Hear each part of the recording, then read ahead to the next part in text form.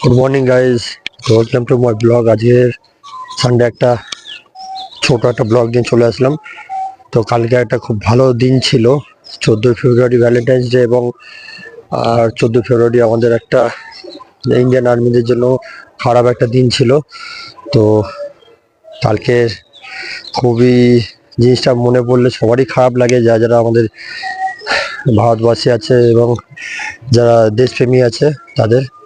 ঠিক আছে, কালকে যেটা হয়ে গিয়েছে হয়ে গিয়েছে। তো আজকের রবিবার, আজকে ওর থেকেও ভালো একটা দিন হচ্ছে আজকে মহাশিবরাত্রি। তো আজকের দিনটা এতটাই মানে ভালো যে বলে বোঝাতে পারবো না। তো আজকে সবাই উপোস করে, কেউ উপোস করে, কেউ যাই হোক শিব ঠাকুরের যারা ভক্ত তারা আজকে শিব মন্দিরগুলো দেখাবে যে কিরকম কিরকম ফেস্টিভ্যাল হয় না হয়। তো সেগুলো তোমাদের কিছু দেখাবো। তো আজকে মর্নিংয়ে ঘুম থেকে উঠলাম, সবাই উঠে কিছুই না, জাস্ট আর ছোট করে ক্লিপ নিলাম তোমাদের জন্য। তো তোমরা দেখবে, আর আজকে সারাদিন কী কী করবো না করবো সেগুলো ক্লিপ দেখাবো। আজকে অবশ্যই ভিডিওগুলো দেবো।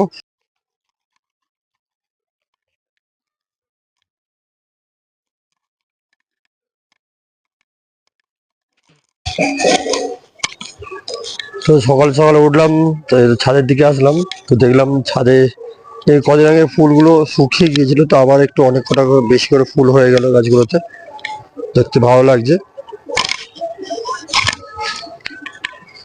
এই যে,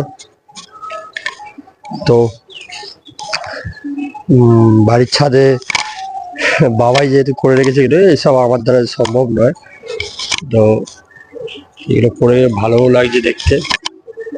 তো এই চলো তাড়াতাড়ি ফ্রেশ হয়ে নি, তো বাকি ক্লিপগুলো দেখো। এবং চারপাশে যা গান বাজনা চলছে আজকে শিবরাত্রিতে, খুব খুব ভালো লাগছে খুব।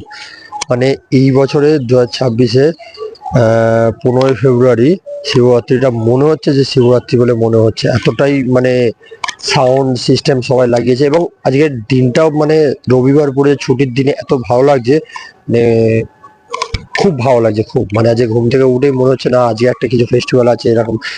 আগের বছর যে শিবরাত্রি হয়েছিল সব মনে হয়নি কিছু, কিন্তু এইবারে তা মনে হচ্ছে না শিবরাত্রি বলে মনে হচ্ছে।